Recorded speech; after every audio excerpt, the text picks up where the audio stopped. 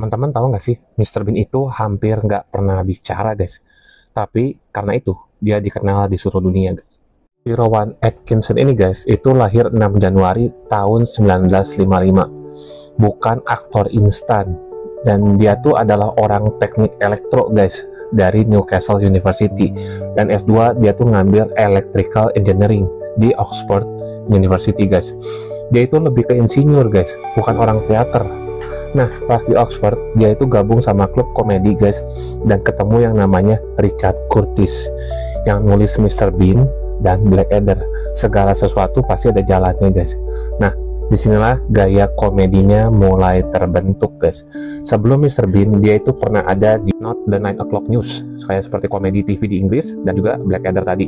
Lebih ke komedi sejarah, pembahasannya lebih dalam dan smart. Nah, ironisnya, guys, Rowan itu jago dialog, guys. Tapi kalau teman-teman nonton Mr. Bean, justru hampir tanpa kata-kata sama sekali. Dan disitulah, guys, kejeniusan dari Rowan Atkinson. Kenapa sih, guys, Mr. Bean hampir nggak pernah bicara? Saya ngomongnya pelan-pelan, guys, ya, soalnya lagi tidur. Jadi Rowan itu sengaja karena supaya mudah dipahami, guys, tanpa bahasa. Ditonton sama anak kecil, orang dewasa, di semua negara juga bisa. Dia itu terinspirasi, guys, dari Charlie Chaplin. Nah, guys, Charlie Chaplin ini pernah ke Bandung, ya. Ada juga yang namanya Buster Keaton. Dan berikutnya, guys, Mr. Bean ini bisa dibilang tuh kayak anak kecil di badan orang dewasa, guys. Orangnya egois, polos, jujur, tapi bukan orang jahat, ya, guys. Rowan tuh pernah bilang, the less he speak, the more universal he become. Itu yang bikin dia terkenal, guys.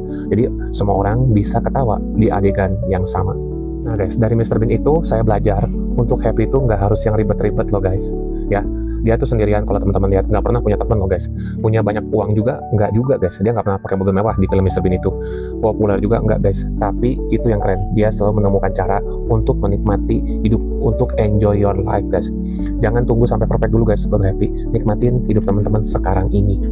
Kadang kita tuh nggak perlu banyak bicara, ya, guys, ya, untuk dimengerti. Jadi diri sendiri aja, kayak yang punya mobil ini, guys.